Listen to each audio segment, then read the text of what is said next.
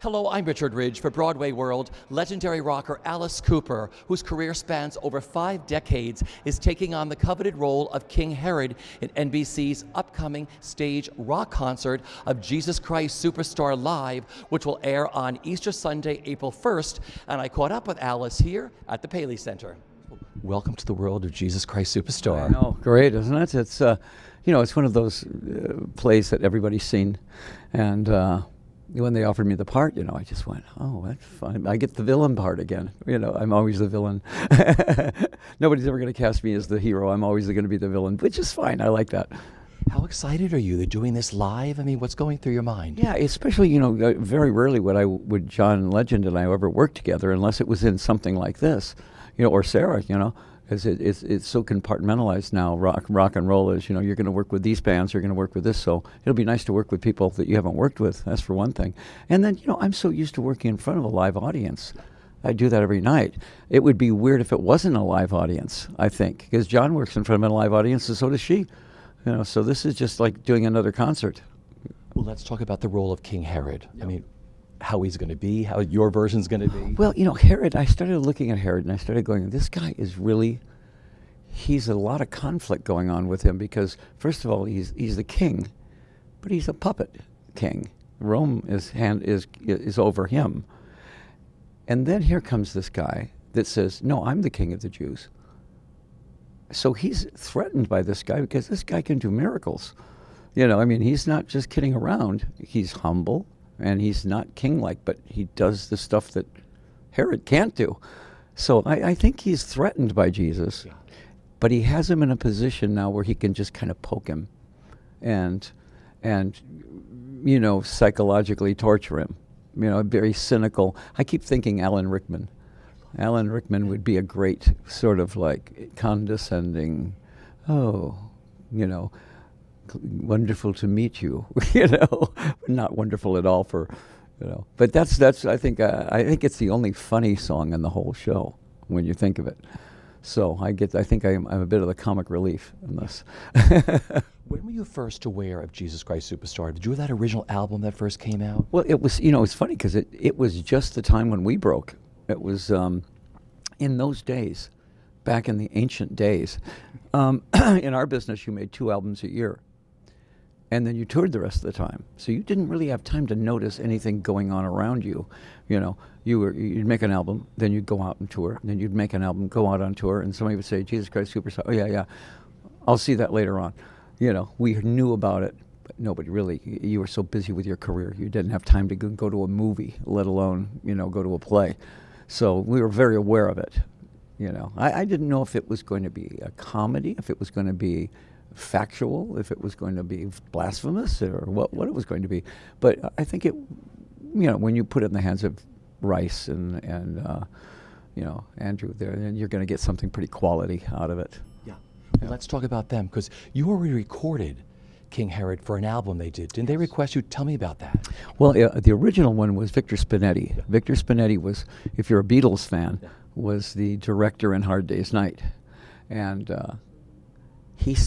Tim to me said, I want something with a little bit more teeth to it, something a little bit more threatening, and I think that's what I brought to it. I brought it, he said a little more growl, where you could sense danger in his voice, even though he's cynical, that he's not. He's certainly not on this guy's side at all. So I think that he listened to my voice. He said, that's what I want. That's what I'm looking for. I want some Alice Cooper in the King Herod. And I went, well, fine. I can do that. And Tim's been an old friend of mine for a long time. He's great. He's a great record collector. He has thousands upon thousands of records. And just what this means to, NBC takes on these beautiful live musicals and all. Now they're stepping out of the box with this one, what it means to you. Well, first of all, when we first started doing theater in rock and roll, nobody had ever done it before. And we did a piece out of West Side Story. We did the Jet song. And this was in 1972 or 72. And we realized that audience, our teenage audience, had no idea what that was, what West Side Story was. I went, I thought everybody knew what West Side Story was. And at that point, it almost became part of our, part of our job to educate that audience into theater, and we were the only ones doing theater, so it was fun to kind of like do that to the audience, and that's been my calling card now, ever since then.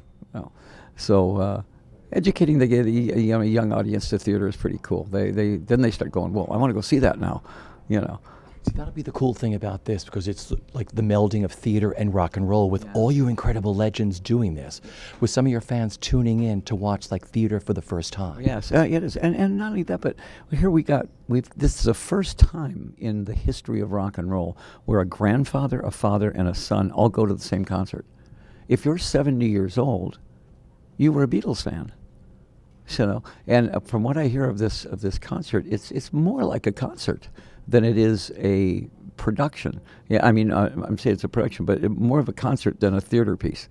So you've got 3 people up there, 3 or 4 people, that's what they do, concerts. So I'm going to treat it just like that. I mean, in our show, most of the songs are produced. This song does this because this. Welcome to My Nightmare. Well, yeah, the bed comes down and people come out from under it and all that. So it's just like doing a song from my show. You have this phenomenal over 5-decade career. You tour all the time. Your fans, generation after generation. How cool is that? Like I was telling you, my nephews at like 9, 10, 12, 16, 22, everybody loves your music. What is it like touring for the fans and meeting them? Well, for one thing is that the type of music I play is the one kind of rock and roll that won't die. Just hard rock, guitar rock. What Guns N' Roses did, what Aerosmith does, what we do. Actually, we're all based on Chuck Berry. We're all based on the Rolling Stones and what they did. We just took it in a different direction. But that's the one kind of music that teenagers love, 20s love, 30s love, 40, even all the way up to the 70s. People will sit there and go, yeah, but that's my music. That's my song. Yeah, I remember that. Because it's a soundtrack to their life. Somebody that's 60 years old goes, oh, yeah, you have 27 albums out. I can remember what car I had when that song came out. I can remember. And I'm like that with the Beatles and the Stones, I go, oh, yeah, I remember that song I was going out with, So we basically write soundtracks for people's lives is what it is. And yeah, I mean, I never have backed down from hard rock. That's really what I do. And I probably will never not do that. Just talk about touring. I mean, this is a busy year for you. I mean, what you're working on now, tell us. Well, it's touring is hard if you're working with people that you have to work with. And touring is hard if you're touring because you have to tour. Touring because you want to tour and you're working with all the people that you want to work with is an entirely different thing. I look forward to it. I used to go, oh, I got a tour coming up. Now I go, well, okay, I'm with all my friends. They're the best players in the business. My wife is in the show. She plays 2 characters in the show. This is going to be fun. We're going to go out and do our music the way we want to do it, and we're sold out every night. So, I mean, why wouldn't you want to do that? It would be different if it went, oh, boy, I've got to go out because the mortgage is due and this and this and this. But it's wholly different if you're doing it because you want to do it. Somebody asked, I think, they asked me why I'm still touring, and I went, I don't think I've written my best song yet. I don't think I've done my best show yet. I think if you actually think that, you shouldn't tour, you shouldn't record, because then you're just treading water. Ask Paul McCartney if he's written his best song yet, and he'll tell you no. I've still got it in me somewhere. So you're out all of March touring. Yeah. Have you started rehearsals yet at all? Have you done mini rehearsals for Superstar? With this show, no, I haven't done anything for this show yet. But so I really only have 2 days. Yeah. In fact, I leave after the show, come here, rehearse, and go back out on tour.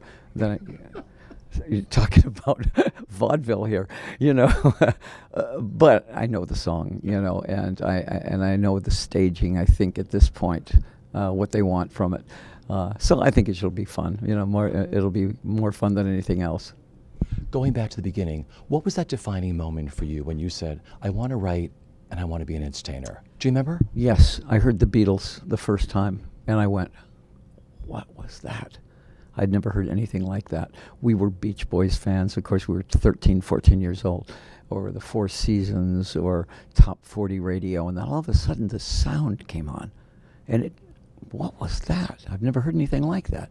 And then an hour later, the same band, another song, and then another song. It was like an avalanche of new music, and then the Rolling Stones, and then the Yardbirds, and the Who, and so I was exactly at that age of going, that's what I want to do right there. I mean, I cannot wait to put a band together and just go do that.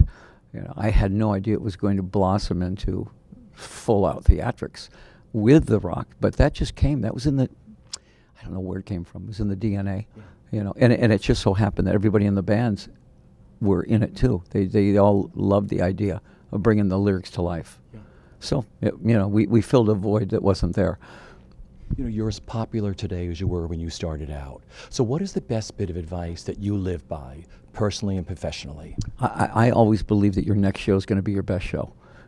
I never, ever go on stage unless it's going to be 100%. And I expect that from my band. I expect that from a lighting guy. I expect that from everybody.